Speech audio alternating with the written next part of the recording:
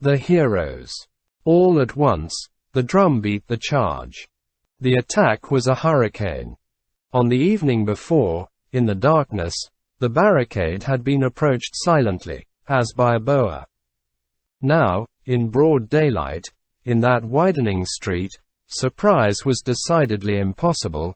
Rude force had, moreover, been unmasked, the cannon had begun the roar, the army hurled itself on the barricade. Fury now became skill. A powerful detachment of infantry of the line, broken at regular intervals by the National Guard and the Municipal Guard on foot, and supported by serried masses which could be heard though not seen, debauched into the street at a run, with drums beating, trumpets braying, bayonets leveled, the sappers at their head, and, imperturbable under the projectiles, charged straight for the barricade with the weight of a brazen beam against a wall. The wall held firm. The insurgents fired impetuously. The barricade once scaled had a mane of lightning flashes. The assault was so furious, that for one moment, it was inundated with assailants. But it shook off the soldiers as the lion shakes off the dogs, and it was only covered with besiegers as the cliff is covered with foam, to reappear, a moment later, beetling, black and formidable. The column, forced to retreat, remained massed in the street, unprotected but terrible, and replied to the redoubt with a terrible discharge of musketry. Anyone who has seen fireworks will recall the sheaf formed of interlacing lightnings which is called a bouquet. Let the reader picture to himself this bouquet. No longer vertical but horizontal, bearing a bullet, buckshot or a biscaïen at the tip of each one of its jets of flame, and picking off dead men one after another from its clusters of lightning. The barricade was underneath it. On both sides, the resolution was equal. The bravery exhibited there was almost barbarous and was complicated with a sort of heroic ferocity which began by the sacrifice of self. This was the epoch when a National Guardsman fought like a Zouave. The troop wished to make an end of it. Insurrection was desirous of fighting. The acceptance of the death, agony in the flower of youth and in the flush of health turns intrepidity into frenzy. In this fray, each one underwent the broadening growth of the death hour. The street was strewn with corpses. The barricade had Enjolras at one of its extremities and Marius at the other. Enjolras, who carried the whole barricade in his head, reserved and sheltered himself. 3 soldiers fell, one after the other, under his embrasure, without having even seen him. Marius fought unprotected. He made himself a target. He stood with more than half his body above the breastworks. There is no more violent prodigal than the avaricious man who takes the bit in his teeth. There is no man more terrible in action than a dreamer. Marius was formidable and pensive. In battle he was as in a dream. One would have pronounced him a phantom engaged in firing a gun. The insurgents' cartridges were giving out. But not their sarcasms. In this whirlwind of the sepulchre in which they stood, they laughed. Courfeyrac was bareheaded. "What have you done with your hat?" Bossuet asked him. Courfeyrac replied, "They have finally taken it away from me with cannon balls." Or they uttered haughty comments. "Can anyone understand," exclaimed Fully bitterly, "those men?" And he cited names, well-known names, even celebrated names, some belonging to the old army, who had promised to join us, and taken an oath to aid us, and who had pledged their honor to it, and who are our generals, and who abandon us. And Combeferre restricted himself to replying with a grave smile. There are people who observe the rules of honor as one observes the stars, from a great distance. The interior of the barricade was so strewn with torn cartridges that one would have said that there had been a snowstorm. The assailants had numbers in their favor. The insurgents had position.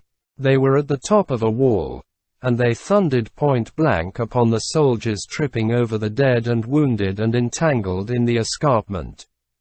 This barricade, constructed as it was and admirably buttressed, was really one of those situations where a handful of men hold a legion in check.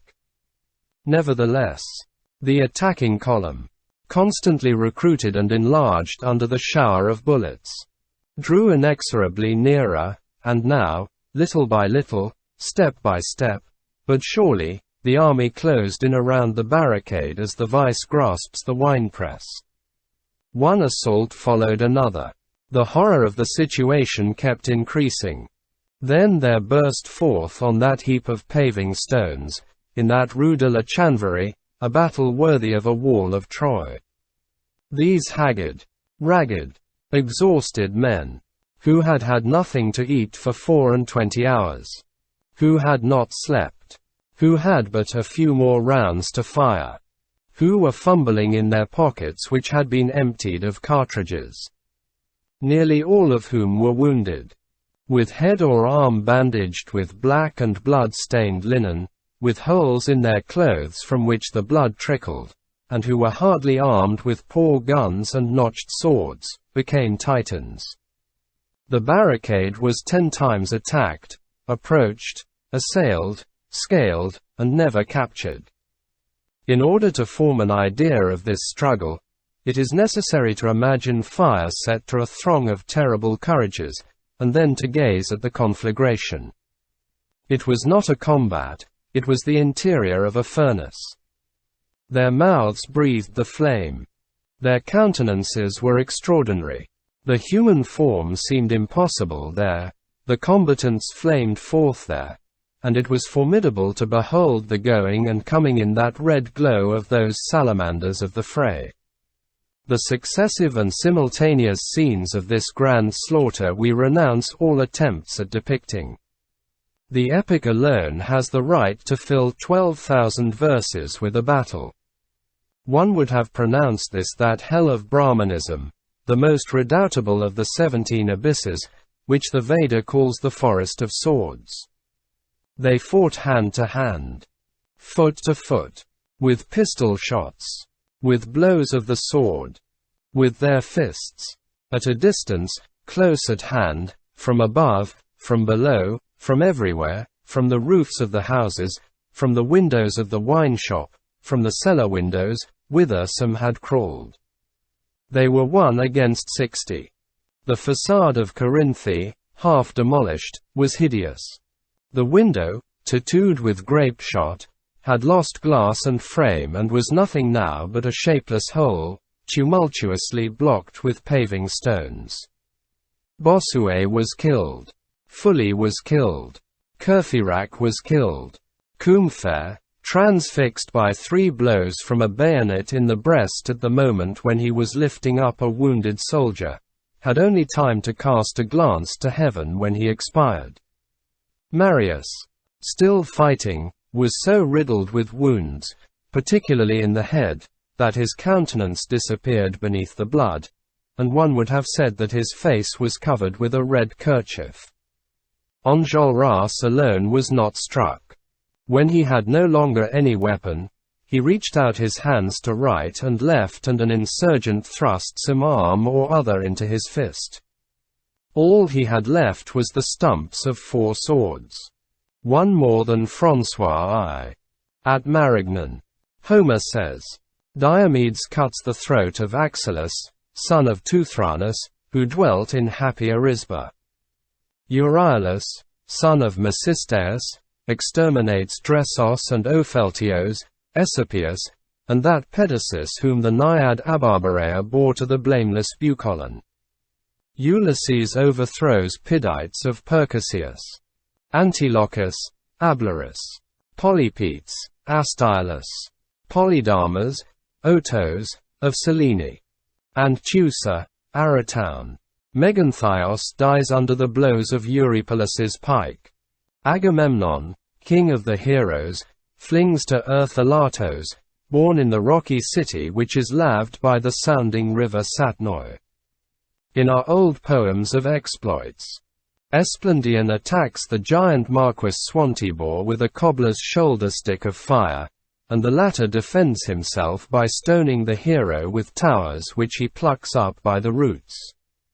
Our ancient mural frescoes show us the two Dukes of Bretagne and Bourbon, armed, emblazoned and crested in warlike guise, on horseback and approaching each other, their battle axes in hand, masked with iron, gloved with iron, booted with iron, the one caparisoned in ermine, the other draped in azure.